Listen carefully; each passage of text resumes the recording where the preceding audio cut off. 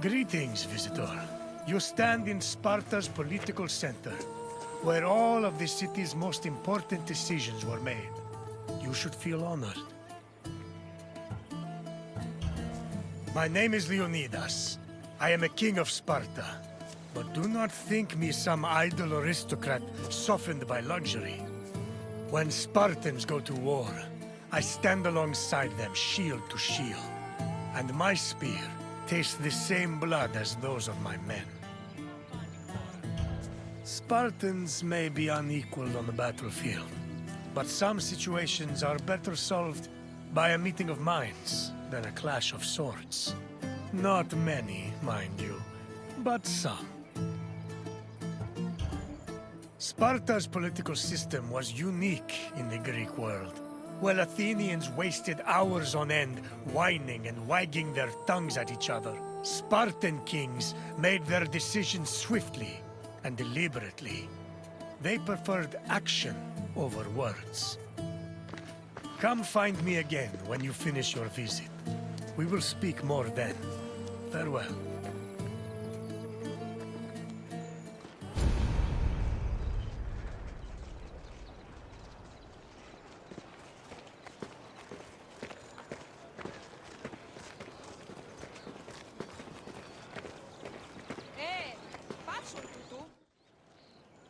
Sparta's political system differed from most.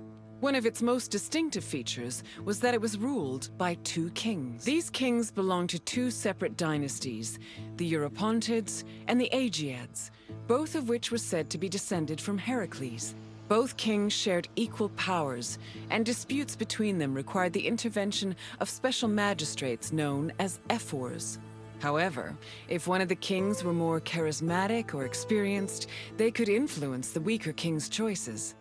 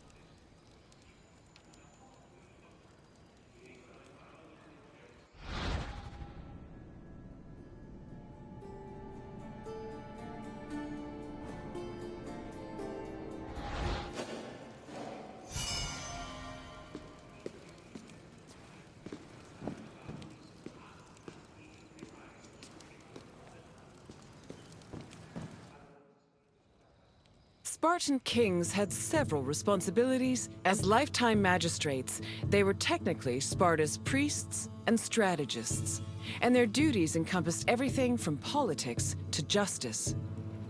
Originally, both kings would lead military campaigns in times of war. However, from 507 BCE onwards, only one of the two kings could be head of the army. On the battlefield, kings were accompanied by 300 elite soldiers for protection. But being a king wasn't only about working and fighting. They enjoyed special privileges as well. Spartan kings lived at the expense of the city, owned royal estates in the surrounding Perioikic cities, and received the majority of the spoils of war. When they passed away, they were buried with special honors, and the population mourned them for a period of 10 days.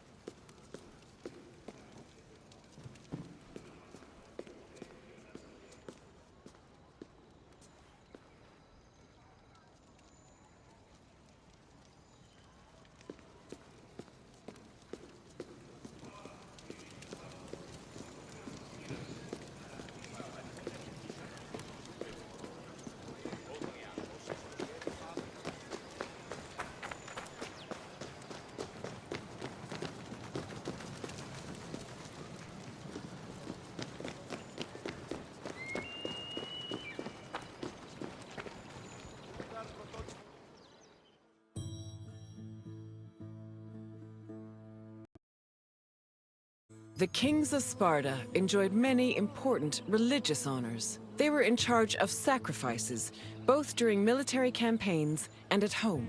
The kings received double portions of the meat at all communal meals, and they were also the first to pour libations. They also personally conducted public sacrifices as priests, which helped remind their subjects of their divine connection to Heracles and Zeus.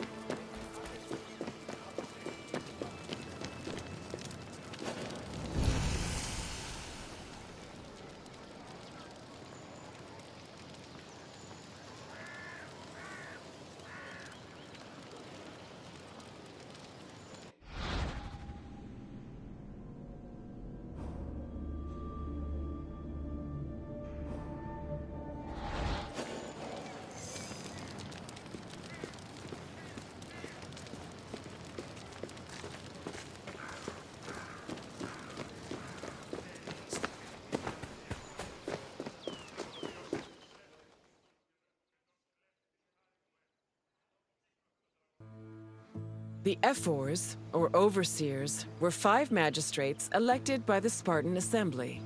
They were chosen from among Spartan citizens over 30 and served for 1 year with no possibility of re-election. The ephors played a large part in administrating the city and were considered the most democratic agents in the Spartan political system. They had judicial power and ordered the dispatching of the Spartan army. They also met and negotiated with representatives from other states, in addition to running the agoge, the Spartan education system. While not as powerful as the 2 kings, the ephors still held great sway over Sparta's affairs.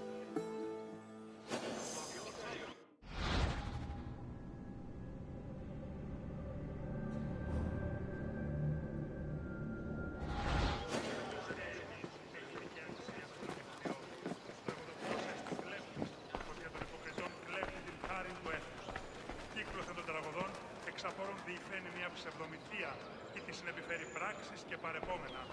Πράξεις και παρεπόμενα.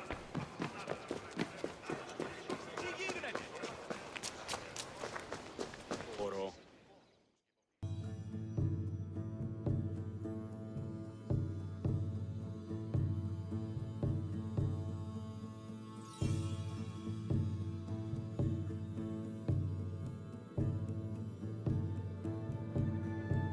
The gerousia was the Spartan Council of Elders. It was made up of the 2 current kings, as well as 28 elders called gerontes. They were Spartan citizens over the age of 60, the cutoff age for military duty. They were elected for life by the Spartan Assembly. The gerousia, similar to Athens' boulé, handled legislative and financial matters. It could submit bills and motions to the assembly, and could also cancel assembly decisions with the power of veto. To ensure that the right of veto did not weaken the assembly, ephors were introduced to keep the gerousia in check and maintain a steady balance of power. This allowed Sparta to include more just elements in its political system.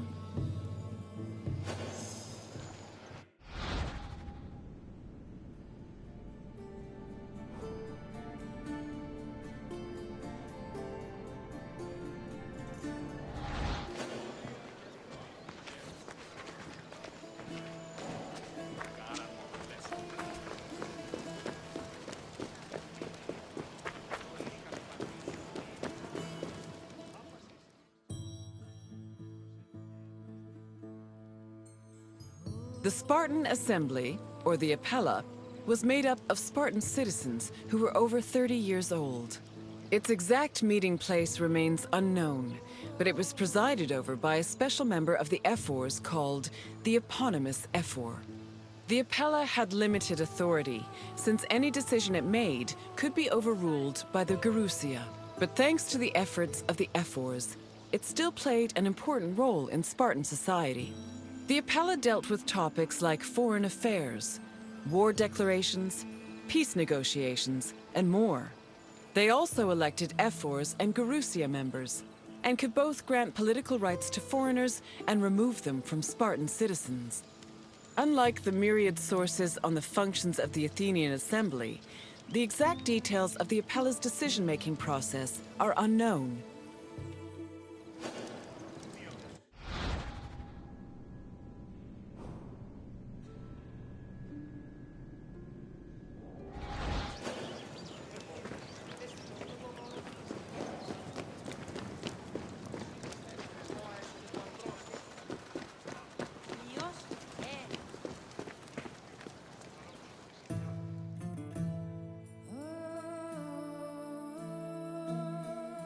I see you finished. I hope you feel more knowledgeable about the inner workings of Spartan politics. Our way of ruling was not conventional, to say the least. But it served our purposes well. What would you like to do? Are you? We shall see. Let's begin. What was the name of the Spartan Assembly? The gerousia was the Council of Elders. Try again. No. Although Ephoros helped the Assembly reach decisions. Keep trying. Correct. The Spartan Assembly was known as the Apella. Question 2. How many members did the gerousia have?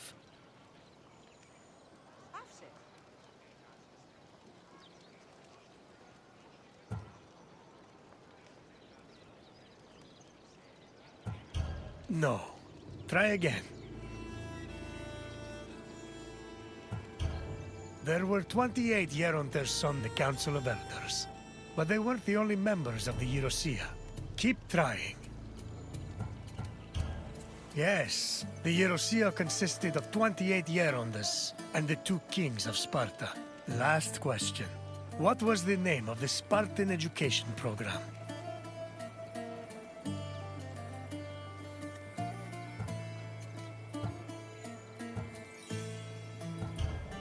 The Apella was the Spartan Assembly. We have been over this. Try a different answer. Correct. Our rigorous education program was called the Argogi, and it was overseen by the Air Force. You've done well, Visitor. Very well. Farewell, Visitor. May your travels be safe and carefree.